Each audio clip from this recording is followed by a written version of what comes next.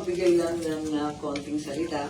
At gusto ko lang sabihin, napakasimple ng mga pangyayari dyan, nagkakagulo sa ombudsman dahil hindi sila nagtagumpay sa PI, mga PI nila. Hindi rin sila umubra sa impeachment, kaya narito na tayo ngayon.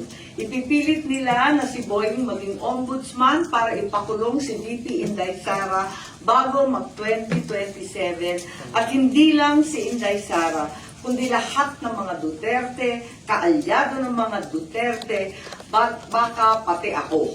Yan ay sa gitna ng paghihirap ng mga Pilipinong binabaha ng tubig, ng korupsyon at ng kawalang aksyon.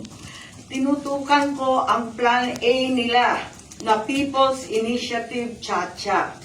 Binuking ko ang Plan B, yung impeachment, para mawala sa landas nila si VP Sara sa 2028. Ngayon, nasa Plan C na po tayo, sa ombudsman naman. Naunpay, nakita ko na, kaya ako nagsampa ng kaso nung May 2, nandun ako sa ombudsman. Kung hindi kayo titigil sa pamumulitika, mag-asaran tayo. Hindi ko rin kayo tatantanan.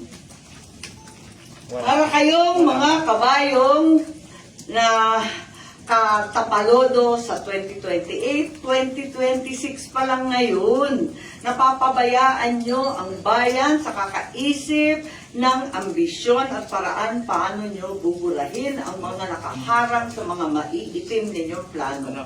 Nasa 2028 na kayo. 2026 pa lang. Paano makakaligtas at mabubuhay ang Pilipino 2026?